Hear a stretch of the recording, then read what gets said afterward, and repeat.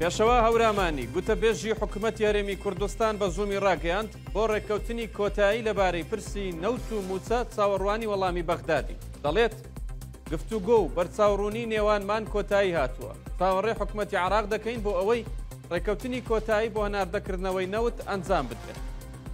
ئاوکات سەرچاوەیەکی باڵا لە سەرۆکایەتی ئەنجومەنی وەزیرانی هەرێمی کوردستان بە زوومی ڕاگەیاند ڕێوی ڕابردوو مەسرور بارزانی بە تەلەفۆن قسەی لەگەڵ سوودانی کرد. داوای لێکرد پەلە بکرێت لە خەرجکردنی موچەی مانجی 5 و 6 چونکە دواخستنی لە بەرژەوەندی هیچ لایەکدانی.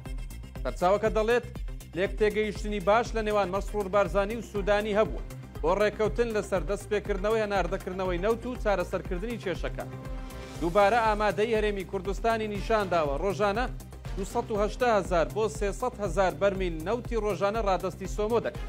بە گوتەی سەرچاوەکە سوودانی بە مەسرور بارزانی گوتووە چاوەڕوانی ڕەزامەندی چوارچەوەی هەمانجیم هەر کات ڕەزامەندی ئەوانم وەرگرت موچە دەنێت. دەڵێت ڕێککەوتنی هەولێر و بەغداد بۆ دەستپێکردنەوەی هەناردەی نەوتی کوردستان لە ئەنووساتدا.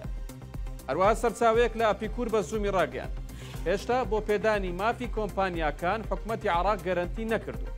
بەرچاوڕوونیشیان بۆ دەستپێکردنەوەی هەناردەی نەوتی کوردستان نییە.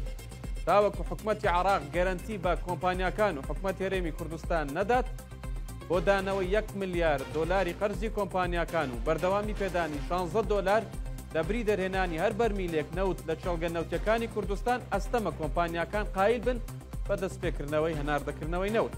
بەڵام ئێمە حکوومەتی هەرێمی کوردستانمان بۆ ڕێککەوتن لەگەڵ حکوومەتی عێراق سەرپشک کردووە و باوەڕێی وەڵامی کۆتایی لە حکوومەتی هەرێمی کوردستان دەکەین.